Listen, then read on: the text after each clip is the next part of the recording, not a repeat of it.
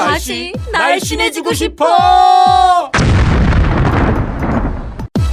다이어트 해야 하는데 좀 간단한 방법 없을까? 1522-6648 1522-6648 혹은 비타샵을 검색해주세요. 엄마, 가글 했는데 입에서 뭐가 나왔어. 그거 올리덴탈 체크가글이라 그런겨. 지금 쓰고 있는 가글 사용 후 확인해 보셨나요? 무색소, 무알콜, 무계면 활성제의 올리덴탈 체크가글은 쉽게 나온 입안의 이물질을 눈으로 확인할 수 있습니다. 딴지마켓에서 판매 중입니다. 한글도 남보다 빨리 깨치고 참 똑똑했는데 갈수록 실력이 뒤처지는 것 같아 걱정이에요. 혹시 초등학교 교과서 본 적 있어요? 어려운 어휘가 너무 많아요.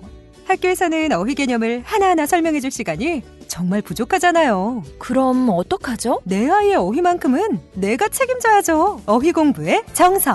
초등어휘 3천, 초등어휘 5천. 검색창에 초등어휘 3천을 쳐보세요. 자려고 누웠는데 저스툰 지루한 지하철에 저스툰 자려고 누웠는데 지루한 지하철에 클래스가 다른 재미 저스툰 클래스가 다른 재미 저스툰 웹툰 웹소설은 저스툰 클래스가 다른 재미 저스툰.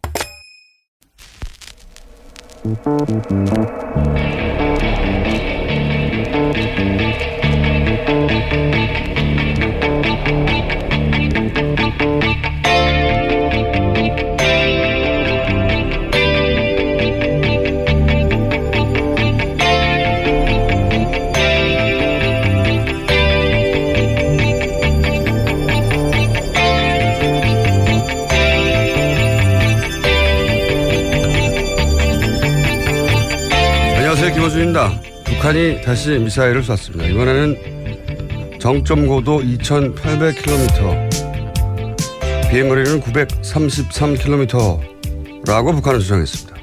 소위 ICBM이라는 겁니다. 일본 방위성은 군사적 위협은 매우 커졌으나 ICBM인지 결론 내지 못했습니다.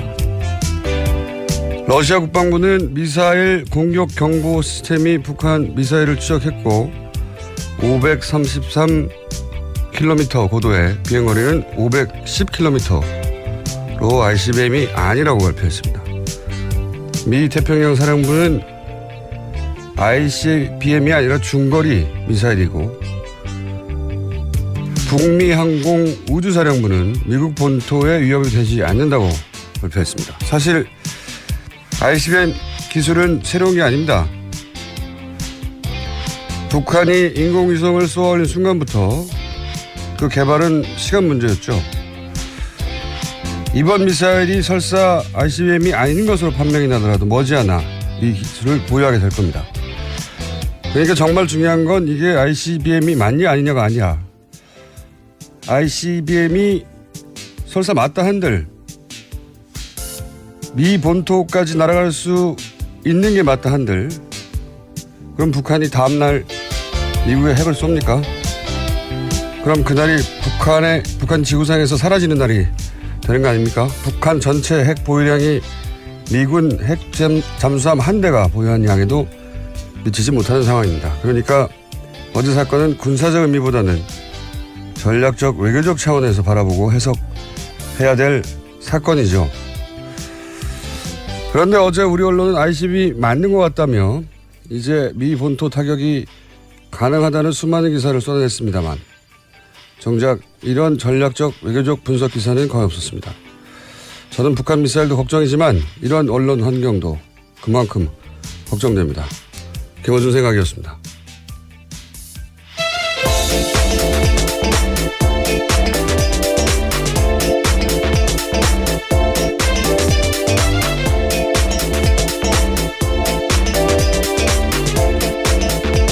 시사인의 김은지입니다.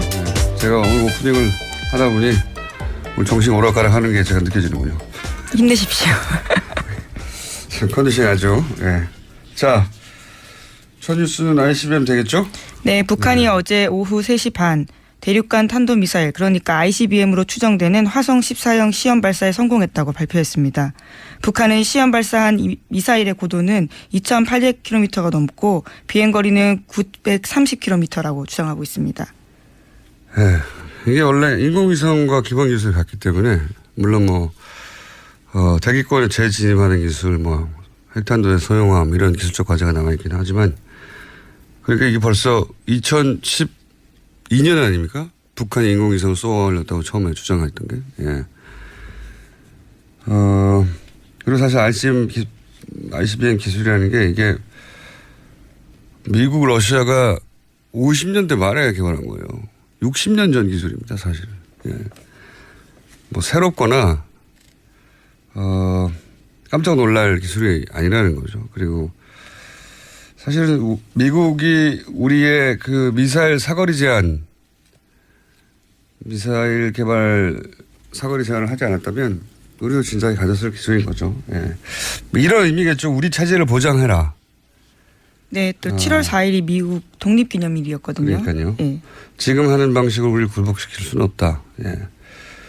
대등한 협상 상대로 인정하라. 이런 정도의 메시지가 될 것 같고, 이게 이제 군사적으로는 사실 북한이 이걸 가진다고 하더라도, 예,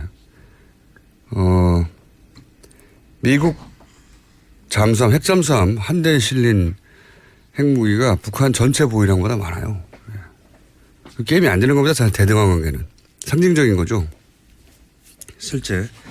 실제로는 게임이 안 되는 상징적인 건데, 상징적인 거라는 건 이제 전략적인 외교적인 선언인 거죠. 우리도 이런 거 있으니까 이제 막 무시하지 말고 대등하게 우리를 상대하라고. 그런 선언인 셈인데, 예, 오히려 굉장히 냉정하고 차가운 분석이 필요한 때라고 저는 봅니다. 예. 자, 그래서 그런 얘기를 좀 들어보고 싶었는데 그런 얘기가 없어서 저희 조만간 그런 분석을 하는 시간을 저희가 좀 마련해 볼까 합니다. 앞으로. 자, 다음 뉴스는요. 문재인 대통령이 G20 정상회의 참석을 위해서 오늘 독일 순방길에 오릅니다. 우리 시간으로 내일 저녁 한반도 평화 구축과 통일을 주제로 연설할 계획이고요. 또 중국과 일본, 러시아 정상과 양자회담 있습니다. 게다가 한미일 3국 정상 만참도 잇따라 예정돼 있습니다. 그렇군요. 제가 아까 오프닝을 보통 메모로 써놓고 하는데 오늘은 오프닝을 다 못 썼어요. 여차저차해서. 나중에 한번 들어봐야겠습니다. 앞뒤 말이 되는지. 뜬금없이 고백을 또 이렇게 하십니까? 아니, 이 ICBM에 대해서 오프닝에서 했어야 할 말을 지금 좀 전에 했거든요. 그래서 내가 그 말을 했나 안 했나 생각이 안 들어. 비슷한 취지 이야기를 하신 걸로 비슷한 취지 이야기. 예.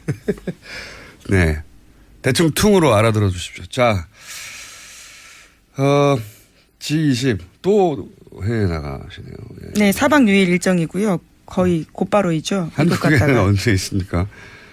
근데 제가 알기로는 여기 그러니까 독일 연설 그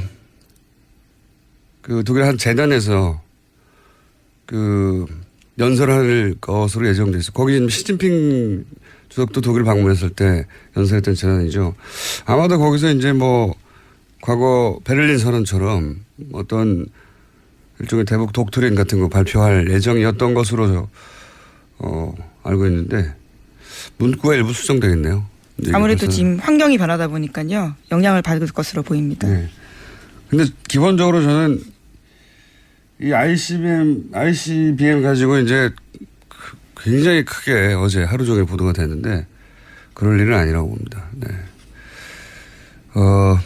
어떤 메시지, 어떤 의도인지를 파악하고 대응할 일인 것 같습니다. 이걸 무기로 바라보고 자꾸 거리가 얼마니 할 일은 아닌 것 같고요. 자, 다음 뉴스는요. 네, 국민의당 제보 조작 사건 소식입니다. 어제 검찰은 이유미 씨가 조작 사실을 가장 먼저 털어놨다라는 조성은 전 국민의당 비상대책위원을 불렀습니다. 그런데 조 전 비대위원은 출두 전에 언론과 인터뷰를 했는데 여기서 눈에 띄는 말이 있습니다. 조 전 비대위원에 따르면 이유미 씨가 이준석 전 최고위원이 선거는 이기면 되는 것이다. 그러니까 선거는 이기면 게임 끝이다 라면서 자료를 독촉했다라고 합니다. 관련 증거를 다 갖고 있다고 주장도 했는데요. 이에 따라 사태가 심각하다고 본 조 전 비대위원이 검찰에 적극 서명하라고 이유미 씨에게 충고하기도 했다고 합니다. 이 전후 대화가 없이 이제 이 문구만 나와서, 근데 이제 전후 대화가 어떠냐에 따라서는 뭐 그 자료가 사실이 아니라 하더라도 뭐 그 자료가 만들어낸 것이라 하더라도 선거만 이기면 되는 거 아니냐 하는 그런 의미로 취지로 이유미 씨는 받아들였다 이렇게 얘기할 수 있겠네요. 예. 그 말을 계속 반복적으로 했는데 그 말이 무슨 소리야. 뭐 만들어내는 거 아니야. 이기면 되니까. 이렇게 받아들였다고 주장할 수는 있겠고. 예. 이준서 전 최고위원은 아니다. 그런 말이 아니라 선거라는 게 결국 승리가 모든 것이다라는 일반론적인 이야기다. 뭐 이렇게 주장할 수가 있겠네요. 이건 이 말만 가지고는 어떤 결론을 내기 어려울 것 같고, 예. 어쨌든 그런 공방이 지금 있겠습니다. 검찰. 네, 이제까지 국민의당 진상조사단에서 밝힌 것과 좀 다른 결의 이야기들이 계속 나오고 있는 거죠. 알겠습니다. 관련 뉴스가 또 있나요? 네, 해당 사건 터진 지 오늘로써 열흘째입니다. 어제 국민의당에서는 침묵을 지키고 있는 안철수 전 대표를 향해서 사과를 촉구하는 목소리가 공식적으로 제기됐습니다. 김태일 국민의당 혁신위원장인데요. 기자간담회를 열어서 안 전 대표의 사과 문제에 대해서 언급했습니다. 빠르면 빠를수록 좋다면서 안 전 대표의 신속한 사과를 요구한 겁니다. 뭐 이 이야기는 처음부터 나왔죠. 이제 발언 타이밍은 사실상 늦었다고 보고 남은 메시지가 별로 없거든요.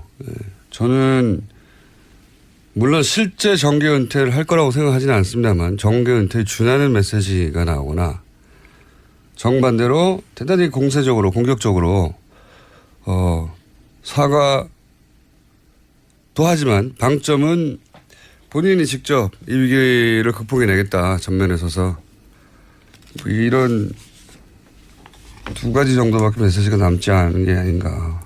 예. 이제 뭐 사과는 큰 의미가 없죠. 네, 김태일 위원장도 어제 신뢰 회복의 요체는 책임이다라고 강조한 바가 있거든요. 책임져야 된다라는 거죠. 이번엔 계속 그런 주장을 하고 있는데, 네. 그거는 혁신위원장이나 혹은 당내 주장 요구, 보다는 안철수 전 대표가 이제 이 정도의 발언을 해야 더 이상 새로운 내용이 나올 게 없다 하는 시점은 가야 나오겠죠. 한참 걸릴 거라고 봅니다. 이제. 이미 늦어졌는데요, 뭐. 자, 다음 순위요. 네, 국정농단 관련된 재판 소식입니다. 어제는 이재용 삼성 부회장 뇌물죄 재판에서 안종범 전 수석이 증인으로 나왔습니다. 안 전 수석이 자신의 수첩 내용을 설명하고 관련 내용이 모두 사실이라고 인정했습니다. 특히 박근혜 전 대통령 말이 빨라서 자신의 의견을 넣을 틈이 없었다라는 진술도 했고요. 또 이제까지는 자신의 재판에서는 업무 수첩 일부가 위법하게 수집된 증거라고 주장해 왔는데 어제는 관련된 내용들을 인정한 겁니다. 안종범 수첩, 실록 앞으로 역사에 길게 기록될 것이고 아마도 한 두세대 오늘 발음 많이 세네요. 두세대 혹은 세세대 혹은 네세대 이 정도쯤 지나면 박물관에 있을 거라고 봅니다. 국보로 지정해야 된다라는 네티즌 의견도 있더라고요.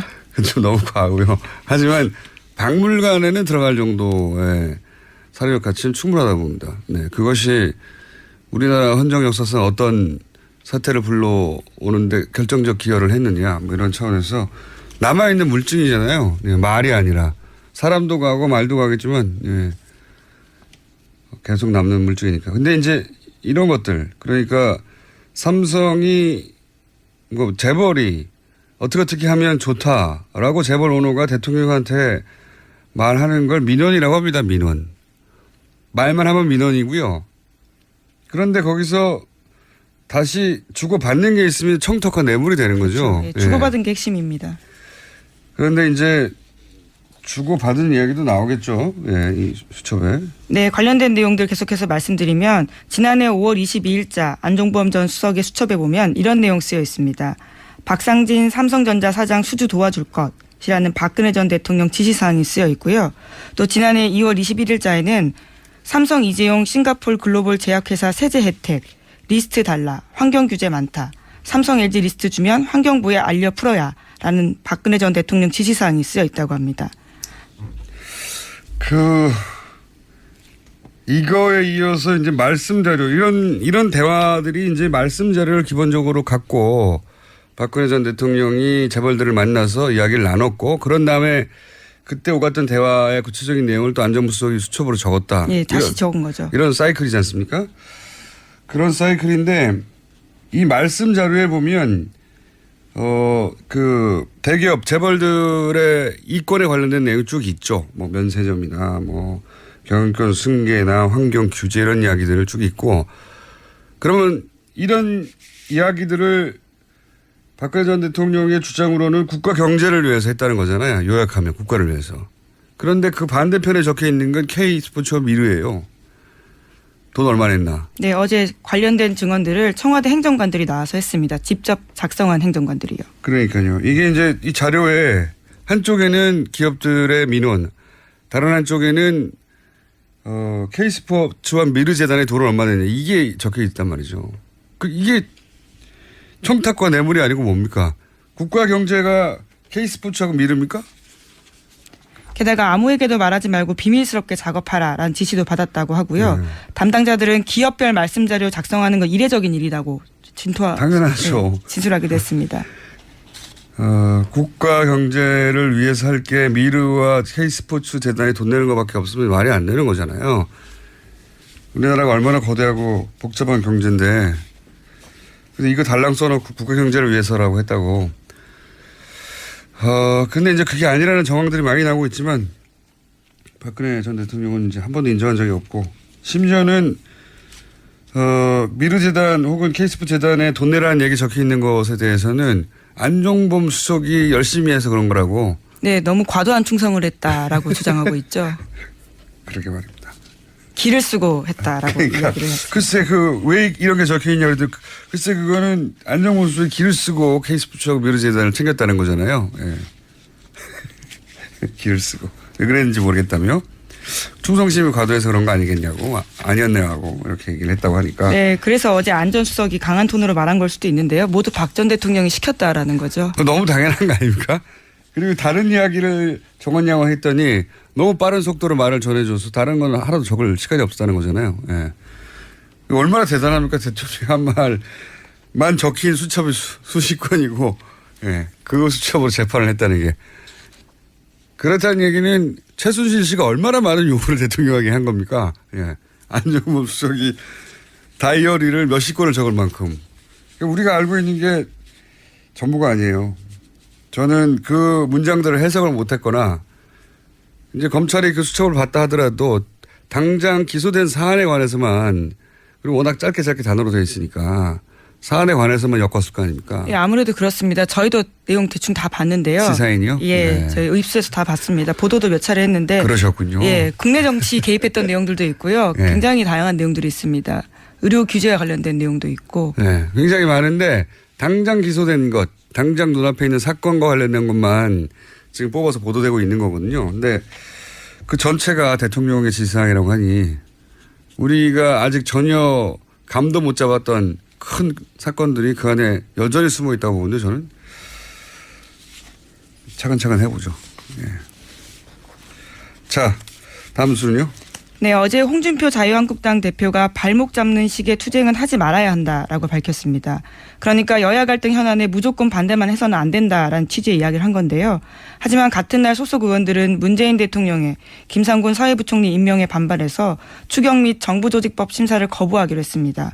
정우택 원내대표는 홍준표 대표는 본인 생각을 자유롭게 말했지만 의원총회를 통해서 당론으로 결정한 것을 같이 생각해주고 행동을 취할 때는 한방향으로 가는 게 옳다라는 이야기했습니다. 네. 한마디로 지금 당대표가 새로 뽑혔는데 원내대표가 원내대표 하고 싶은 대로 하고 있다는 거죠. 예. 그렇죠. 전혀 발을 맞추고 있지 않는 겁니다. 이게 당내 주류에게 홍준표 신임 대표의 영향이 안 서하고 있다. 네. 당내 권력 구도가 복잡한 거죠. 사실 대중적인 정무적 감각은 홍준표 대표가 탁월한 편이죠. 네, 네. 어제 이런 이야기도 했습니다. 청문회 통해서 부적절한 사람이란 걸 국민이 알면 됐다. 임명하는 건 정부 책임이고 판단은 국민 몫이다. 거기에 당력 쏟을 필요 없다라는 이야기도 했거든요. 지금 한국당 스탠스가 이게 대중적 감각이나 정무적 감각은 사실 굉장히 일반 눈높이에 맞기 때문에 그래서 보수 진영에서 막판에 표를 얻어낼 수도 있었죠. 물론 그 확장성에는 한계가 있었지만 그 전략으로는. 지금 한국당의 스탠스가 과연 여론과 부합하느냐. 예. 지지율이 다소 오른다 손 치더라도 그게 과거 탄핵을 반대했던 15%를 재결집시키는 정도지 확장성이 있겠느냐. 이런 판단을 홍준표 대표는 한 것 같고 반면에 정우택 원내대표는 본인이 사실상 당을 이끌던 시기 동안 세웠던 전략적 목표, 예, 그 지지자를 결집하고 사실상 무조건 반대죠. 예, 그 전략을 끌어왔는데 지금은 원래 홍준표 대표는 당내 세력이 없어요. 여러 차례 얘기했지만 없다 보니 당 대표로서 과연 앞으로 영이 설 것인지 관전 포인트입니다. 네. 하나 정도 더 하고 끝내야 될 것 같습니다. 네. 네, 박근혜 전 대통령의 오천조카 살인사건 수사 기록이 사건이 발생한 지 6년 만에 유족들한테 공개가 됐습니다. 서울 북부지검은 어제 그동안 공개하지 않았던 박용철 씨의 통화 기록이 담긴 수사 기록 100쪽이 넘는 것을 복사해서 유족에게 전달했습니다. 검찰은 그러면서 이 오천 살인 청부 의혹이 없다고 단정을 했죠. 네, 그런 식의 이야기도 했습니다. 그런데 검찰은 그런 단정을 할 만큼 이 사건을 수사한 적이 없어요. 예. 애초 이 사건은 경찰이 하루 수사하고 끝난 거거든요. 경찰이 하루 수사하고 결론을 내버렸어요. 검찰까지 가지도 않았고. 근데 뭐 검찰이 전화통화 기록 보고 청부 의혹이 없는지 어떻게 단정을 합니까? 네. 그건 말이 안 되는 것 같고. 오히려 이 사건은 주진우 기자나 저나 SBS 그것이 알고 싶다 팀이 훨씬 길고 오래 많이 조사했어요. 저도 같이 했습니다. 김은지 기자도 부사수로 했죠. 예. 이 검찰이 이렇게 단정하면 안 된다고 저는 보고요. 예. 그리고 주요 관계자들 대부분이 사망하고 잠적했는데 검찰은 누구하고 말을 해보고 이걸 청부가 없다고 단정을 합니까? 해서 저희가 잠시 후에 주진우 기자하고 이 사안을 벌써 연결돼 있어요? 네. 저희 PD가 연결돼 있다고 지금 막 사인을 그냥 주면 되지 뭐 난리를 치면서 손을 흔들면서 자 주진우 기자 연결돼 있는데 요 사안을 한번 짚어보겠습니다. 안녕하세요. 안녕하십니까. 자, 살해당한 박용철 씨 아들 박모 씨가 북부지검에 이제 통화 내역을 요청한 것으로 알고 있는데 처음 통화 내역을 요구한 게 언제입니까 이게? 사실 3, 4년 됐습니다. 줄기차게 요청했는데 주지 않았습니다. 검사들이. 그래서 7개월 전인 2016년 12월 7일 소송을 제기했습니다. 소송을 7개월 전이네요. 그러면 당시 이게 북부지검이죠. 북부지검에서 유족에게 통화 내역을 몇 년간에 걸쳐서 주지 않았던 이유는 뭡니까? 뭐라고 하면서 안 준 겁니까? 수사기법 기밀 누설 그리고 불필요한 분쟁을 야기할 것이 우려된다는 것입니다. 무슨 수사기법이 누설된다는 거죠? 없죠. 항상 답이 짧아요. 불필요한 분쟁은 뭘 의미하는 겁니까 그럼? 아마도 박근혜, 박지만, 정윤회 등 실세들이 그 이름이 나오는 것이 어떤 분쟁을 일으키는 거 아닌가 이렇게 생각합니다. 검찰이 그렇게 생각했을 것 같다. 예. 그런 당시는 이제 박근혜 전 대통령이 집권하는 시기였으니까요. 그런 실세들 이름이 등장해서 문제를 일으킬 수 있으니까 하지 말자 이런 의미였을 것이다. 예. 그 분쟁이 필요한지 아닌지는 검찰이 판단하는 게 아니라고 보는데, 자, 여하간 유족이 행정법원에 이제 소를 제기한 게 올해 1월 4일이고 승소는 6월 초에 했던 것으로 기억을 하는데, 그럼 이제 유족이 이 자료를 직접 받는 데까지 이렇게 거의 한 달 가까이 걸린 거죠? 재판에서 그 내용을 공개하라, 유족한테 줘라 이렇게 했었는데 주지 않았습니다. 변호인들이 계속 요청을 했어도 담당 검사는 결재가 나지 않았다고 주지 않았고요. 그리고 누구한테 물어봐도 대답을 안 했습니다. 그러다가 공판 검사였던 김명옥 검사가 변호인한테 자료를 제공하겠다고 하면서 다시 제공했습니다. 하지만 자료가 다 지워진 채로 전달됐습니다. 그래서 지금 변호인들과 가족은 소송을 다시 해야 되는 거 아닌가 지금 그렇게 고민하고 있습니다. 어떤 자료가 지워진 채로 제공이 됐어요? 어떤 부분? 전화번호 통화 내역을 달라고 했는데 통화 내역 전화번호에 그 뒷자리가 다 지워져 있었고요. 이름도 다 지워져 있고요. 주소도 다 지워졌습니다. 이런 내용은 줄 필요도 없고요. 사실 왜 이렇게 가려했는지 이해할 수 없습니다. 그러니까 지금 통화 내역을 공개하라고 했는데. 예, 통화 내역을 다 지우고 줬습니다. 네, 꼭 필요한 통화한 사람의 이름, 그리고 통화 상대방의 뒷번호, 그리고 그 주소를 지운 채 줬다고요? 예. 네. 그럼 이건 공개한 게 아니잖아요, 이게. 네, 그렇습니다. 그래서 다시 그걸 지우지 않은 버전을 달라고 공개를 소를 제기할지도 모른다, 다시 한번. 그런 거고요. 네. 근데 이게 이제 개인정보보호법상 보호 대상이 되는 게 맞나? 일부의 개인정보를 삭제하고 줬다고 하는데? 그렇지 않습니다. 그렇지 않습니다. 그리고 가족이 사실 확인을 위해서 달라고 했기 때문에, 네, 이런 건 개인정보 보호하고는 조금 거리가 멀고요. 그냥 가려서 줬어요. 자기네 멋대로. 지금껏 그랬습니다. 제가 알기로는 이제 박영철 씨가 직접 통화한 사람들이고, 그랬다는 건 박영철 씨에게 전화번호를 줬다는 거거든요, 그 사람들이. 그렇기 때문에. 그리고 그 살인 사건 관련자들입니다. 지원 사람들이 특히나. 네. 그러니까 박영철 씨에게 전화번호를 줬다는 것은 이미 개인정보보호법 대상이 아니다. 이렇게 법적으로 봐야 되는 걸로 아는데. 자, 그러면은 이 공개된 자료, 중요한 정보들은 지워진 채로 왔다고 하긴 하는데, 이제, 그 중에 안 지워진 부분을 통해서 확인할 수 있는 부분은 없습니까? 예를 들어서 경찰 수사 기록과 박영철 씨의 마지막 행적이 일치한다, 안 한다라든지 이런 내용은 확인할 수 있는 부분인가요? 지워진 것만으로는 사건 관계를 지금 확인하기는 어려운데요. 사고 당일날 밤에 10시 36분에 통화한 내역이 있습니다. 그런데 이 내역 하나만 보더라도 박용철 씨가 마지막 있었던 행적과는 거리가 멉니다. 그러니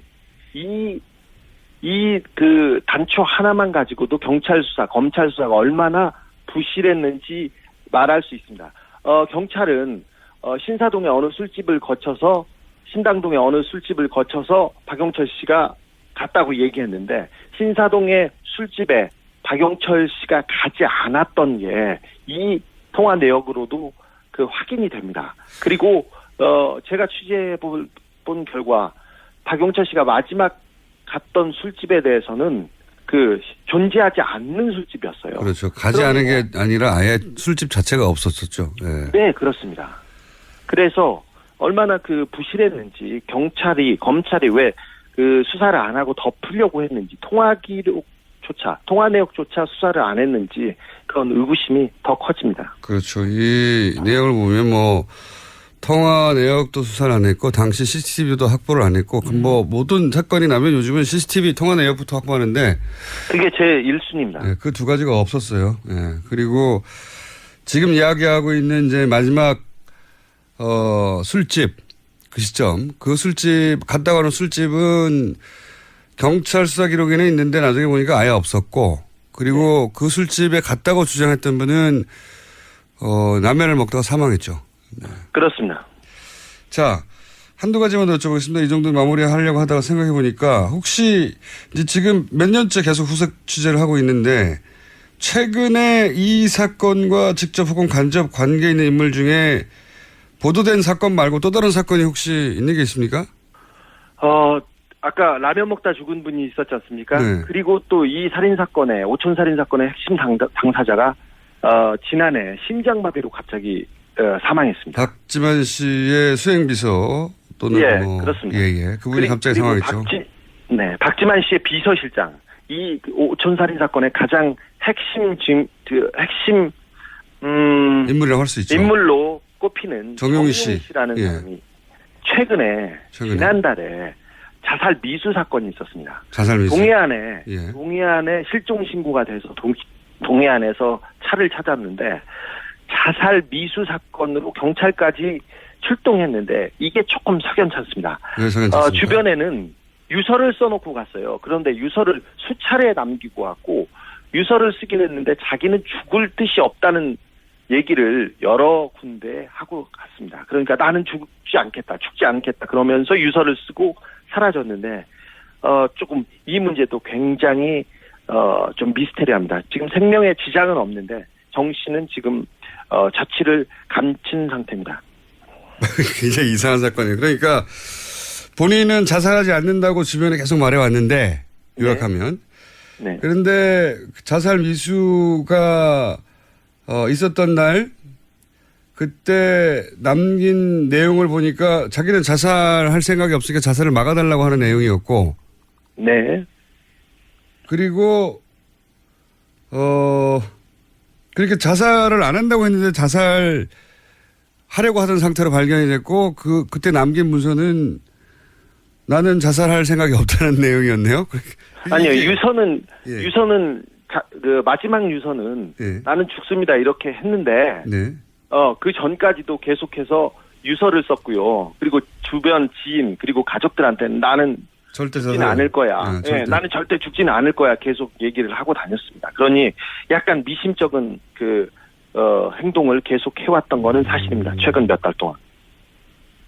그러니까 이제 소위 본인이 주변에는 자기는 안 죽는다 절대 자살 안 한다라고 말을 하고 자살 미수 사건이 있긴 했으나 이게 혹시 자살 당할까 봐 하는 게 아니라 무서워서 두려워서 이런 이해하지 못하는 일들을 한 것이 아닌가 뭐 이렇게 해석될 수 있는 소지가 있다는 거네요. 네, 수사 관계자도 자살 시도가 아니라 자살 당할 것 같은 시도였다고 그렇게 얘기를 합니다.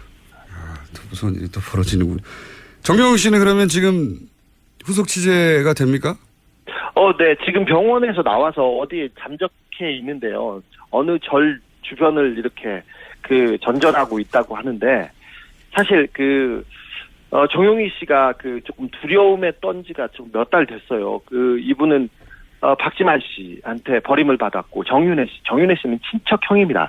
친척한테 버림을 당해서 지난해부터 계속해서 조금 자기가 신변의 위협을 받고 있다는 얘기를 하고 다녔었습니다. 그래서 지금 쫓고 있습니다. 그런데 지금은 자취를 감춘 상태입니다. 네.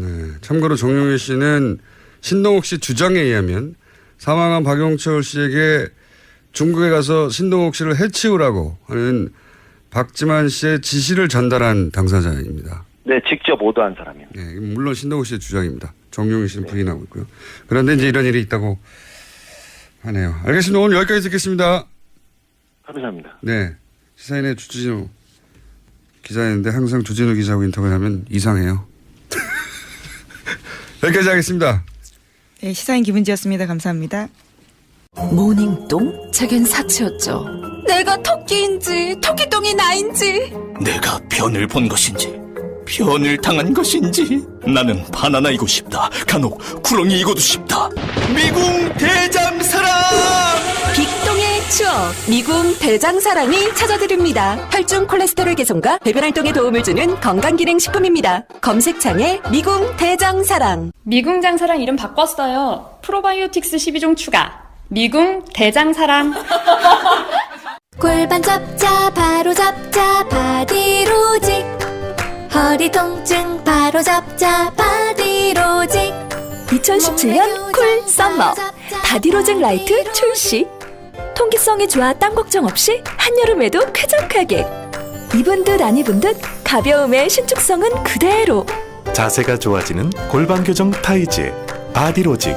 검색창에 골반 교정 바디로직 라이트. 아무도 묻지도 따지지도 않고 가입하셨다고요? 보험은 너무 어려워요. 걱정 마십시오. 마이보험 체크가 도와드립니다. 1800-7917 마이보험 체크로 지금 전화주세요. 1800-7917. 이미 가입한 보험이나 신규 보험도 가장 좋은 조건을 체크해서 찾아드립니다. 인터넷 한글 주소 마이보험.com 또는 카카오톡에서 아이디 검색 마이보험을 친구 추가하여 상담하실 수 있습니다.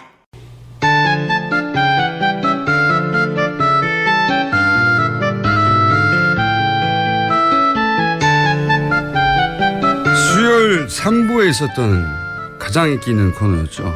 예, 그런데 아니군요. 화요일 3부에 있었었군요. 예, 그런데 수요일 2부로 옮기게 된 시간입니다. 수요일 2부가 원래 이해군 의원의 나라걱정 시간이었는데 이 시간이 탐난다고 호시탐탐 노리시다가 이해군 의원이 당대표로 빠지시면서 이 시간대를 내놔라.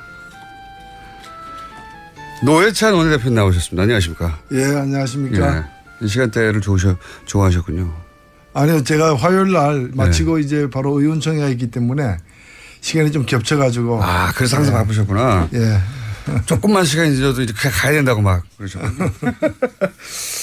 아, 사건 사고가 제법 좀 있습니다. 지난 한 주 동안 또. 일단 가장 최근인 홍준표 전 대표, 물론 예상하셨지만 홍준표 전 대표가 아니죠. 이제 대표도 다시. 예. 한 번 대표를 하셨다가 이제 5년 만에 다시 대표가 됐는데 일단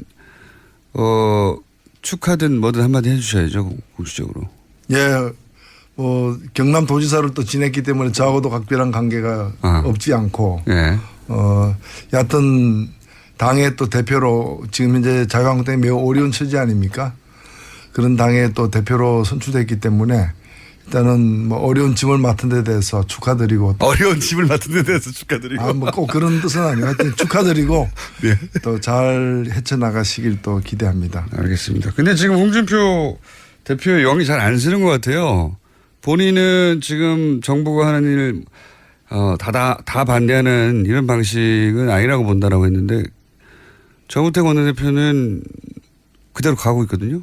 일단은 뭐 저기 자유한국당의 원내 대책을 보면은 최대한 그 이 차별화를 통해서 존재감을 보여주겠다는 것이고 최대한의 태클. 예. 그 차별화를 여당과의 차별화만이 아니라 경우에 따라서는 다른 야당과의 어떤 차별화까지도 서슴지 않고 선택하는 그래서 가장 강력한 노선을 보여주겠다라는 게 일단은 원내 그 노선인 것 같아요. 네네. 근데 이제 홍준표 대표가 이제 취임하면서 그와는 좀 다르게 인정할 건 인정하고 넘어가야 되지 않느냐라는 말을 했는데 일단 말은 그것까지 했는데 행동은 아직 그까지 안 나아가는 것 같아요.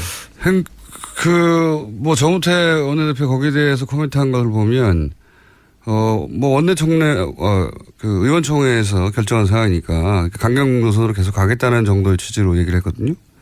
그러니까 홍준표 당대표는 그렇게 생각하는지 몰라도 의원들은 그렇게 생각 안 하고 우리는 그렇게 안 해왔어 라고 튕기는 것 같은데요 지금.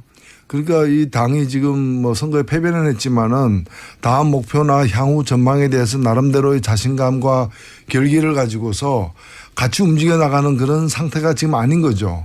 그러다 보니까 정우택 원내대표도 홍 대표의 그 당선 일성 당선되자마자 뭐라고 얘기했냐면은 원내 대표와 당 대표가 이렇게 큰 추락을 없이 사건 사고 없이 이렇게 잘 헤쳐나가길 바란다고 얘기한 것 자체가 여러 가지 어떤 돌발 변수가 숨어 있다라는. 추락으로 있다는 얘기죠. 그건 뭐 가능성이 있다는 얘기죠. 그건 어차피 또 함께 일해왔던 분들도 아니기 때문에 그런 거죠.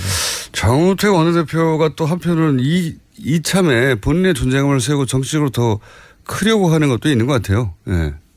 근데 어떤 방향이 됐든 간에 지금 우리가 그 좀 제가 지적하고 싶은 건 뭔가면은 자유한국당 자신이 지금 기로에 서 있어요.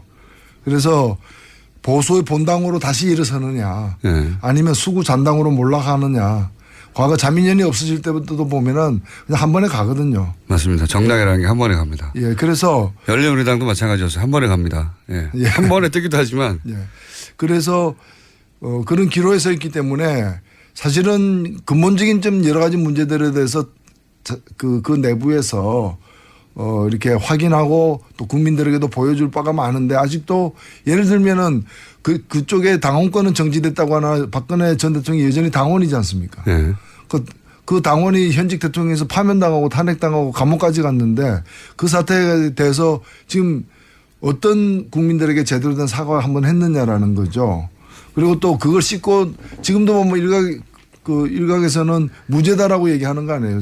억울하게 그러니까요. 탄핵당했다라고 예. 지금 감옥에서 빨리 꺼내야 된다고. 예. 그렇게 얘기를 하는 그것이 그 진짜 노선인지 국민에 대해서 진심으로 하는 얘기인지 아닌지 이런 것부터 하나하나 정립해 가지고 제대로 된 보수 정당으로 새로 날 것인지 아니면은 그냥 이제 수구 잔당으로 몰락의 길을 갖다가 그냥 마다 않고 갈 것인지를 오히려 결정해야 될 때지 그 자기들끼리 뭐 다투고 하는 문제는 아닐 것 같습니다. 그 친박계라고 나는 친박계라고 주장하는 사람은 아무도 없지만 여전히 그 힘이 센 것 같습니다. 그 자유한국당 내에서는 친박계가 두려워하는 거는 그 홍준표 지금 새 지도부가 아니고 예.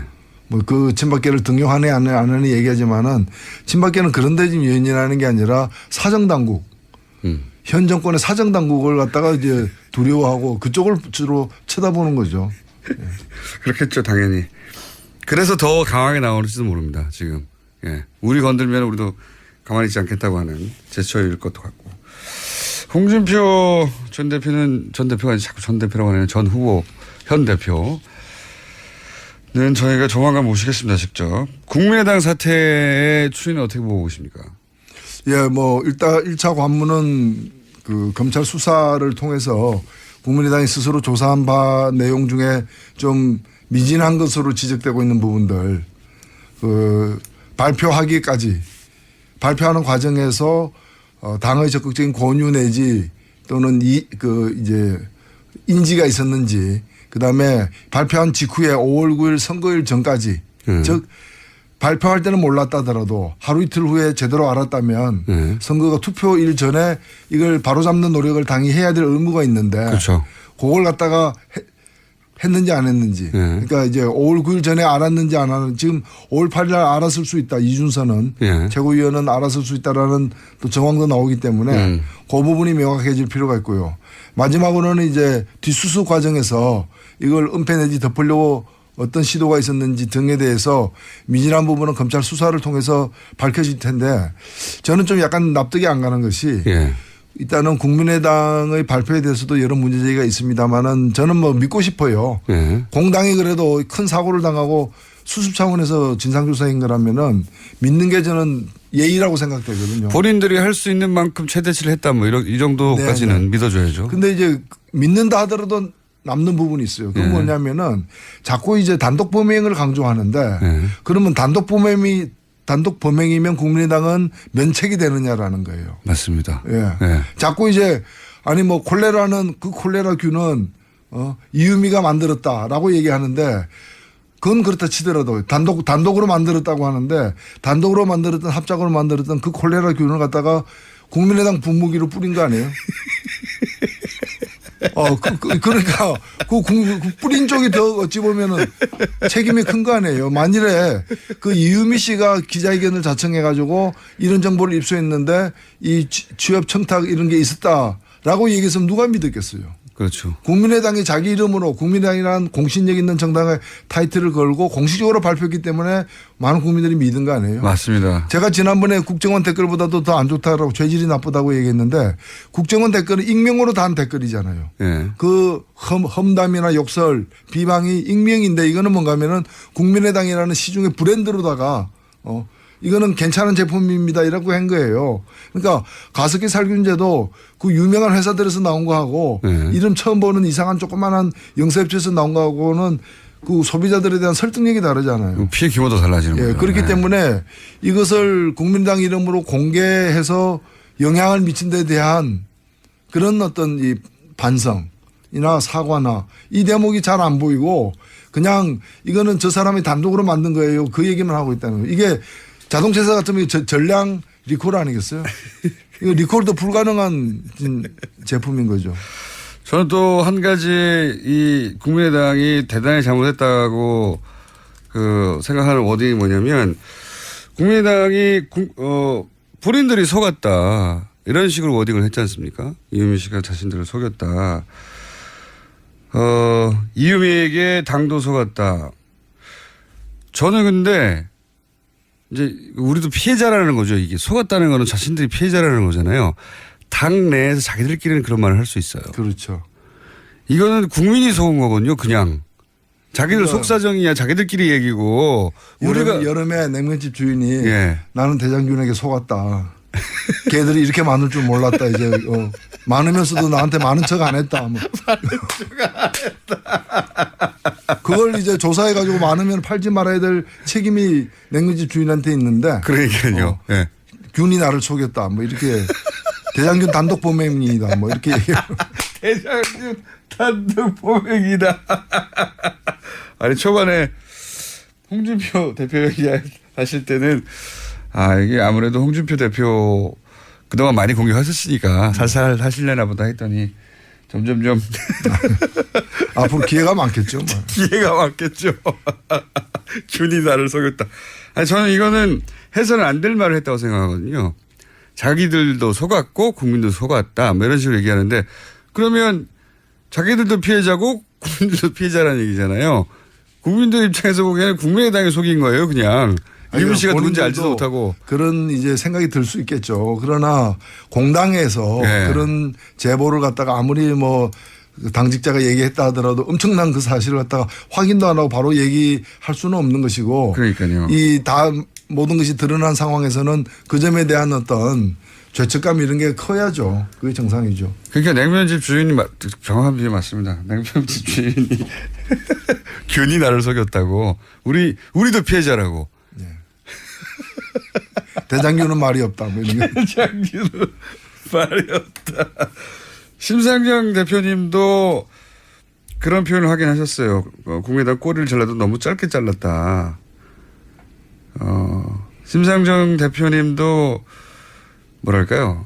노회찬 원내대표님이 하시는 비유를 보면서 항상 부러웠을 거예요. 갑자기 왜 주제가 또 이상한 데로 생각. 그래서 이런 발언을 하신 것 같은데. 자, 그건 그렇고 하나 더 주제를 다뤄보고 오늘 끝내야 되겠습니다. 이 ICBM, 북한의 ICBM 발사에 대해서는 어떻게 바라봐야 됩니까? 어떻게 논평하시겠습니까? 예, 뭐 일부 언론에서는 문재인 대통령이 미국을 방문해 가지고 북한에 대해서 이렇게 핵 동결하면 대화 프로그램으로 들어가겠다라고 제안을 하자마자 ICBM을 쏘음으로써 우리의 제안을 거부한 것처럼 얘기하는데 저는 그렇지 않다고 보고요. 저도 거꾸로 해석하거든요. 그렇죠. 어찌 보면은 북한이 이걸 쏜 건 뭔가 하면 대화와 협상을 압박했다. 누구에게? 미국과 한국에게. 사실 이제 다만 대등한 상대로 우리를 대해라 이거 아닙니까? 그렇죠. ICBM이라는 게 대륙간 탄도미사일이고 이건 아시아 대륙에서 아메리카 대륙으로 쏜 거기 때문에 아메리카에 있는 나라 USA 대화의 광장으로 나와라. 자꾸 이제 중국을 갖다 건드려 가지고 뒤에서 쑤시지 말고 또 한국만 가지고 대화하기는 어렵다. 왜냐하면 모든 어떤 무기에 대한 통제권은 이제 미국이 갖고 있으니까 미국과 같이 대화해야 된다는 거고 저는 북한의 행동은 규탄해야 마땅하지만은 실제로 문제를 해결하기 위해서는 해석을 제대로 해야 되는데 미국과 한국이 다 대화에 나서야지 미국이 계속해서 이제까지 보면 과거에 클린턴 정부 때도 8년 임기 거의 다 끝나갈 무렵에 울브라이트를 갖다 평양에 보내는 타이밍 놓치는 그거를 두고두고 다들 후회하죠. 후회했죠. 부시도 보면은 부시 4년을 허망하게 보내고 강경책으로 그다음에 마지막에 이제 전략을 선회했지만은 너무 늦었고 오바마 같은 경우에는 전략적 인내라 해가지고 전략적 인내가 뭔가 하면은 아무것도 안 하는 거죠. 안 하는 게 전략적 인내인 거예요. 그때 또 우리가 보수 정권이었기 때문에 뭘 할 수도 없었겠죠. 예, 그 없었죠. 그렇기 때문에 저는 이제 되려면은 제대로 해야 되는 거고 트럼프 정부도 과거 미국 정부의 실패를 전체를 밟아서는 안 된다고 봅니다. 적극적으로 임해야 된다고 봅니다. 그러니까요. 저는 이제 이런 ICBM이니 아니네 맞네 뭐 북한에서 미국까지 날아가네 아니네 이런 얘기가 계속 집중해서 언론이 보도하는데 이걸 무기의 성능으로 볼 일이 아니고 무기의 성능으로 따지면 미국이 가지고 있는 핵은 뭐 북한이 가지고 있는 핵의 몇만 배 아닙니까? 비교도 안 되는 건데 몇만 배가 아니면 몇백만 배 되겠죠. 그러니까 무기의 성능으로 따질 일이 아니라 북한의 의도를 해석하고 계속해서 이게 뭘 하려고 하는 거냐 분석하는 게 나와야 되는데 무기로서만 자꾸 보도가 돼가지고요. 저는 이 점과 관련해 가지고 한국의 언론들이 자신들이 한 얘기에 대해서 정말 책임을 지고 반성할 건 반성해야 된다고 봅니다. 얼마 전에 그 문정인 특보가 그러니까요. 미국 가서 핵 동결하면은 뭐 이 군사훈련을 줄이겠다고 하는 거 있죠. 네. 그 며칠 후에 보니까 미국 외교협회에서 공화당 민주당이 합동으로 낸 전문가 보고서에 그게 들어가 있어요. 그러니까 미국도 주머니속에서 만지고 있는 카드인데 그러니까 그걸 말이죠. 갖다가 특보가 이런 것도 있을 수 있다라고 옵션을 얘기했다 그래가지고 난리가 올 때처럼 달라들었잖아요. 노회찬 논의였습니다. 시간이 아쉽습니다. 또 뵙겠습니다. 네, 감사합니다.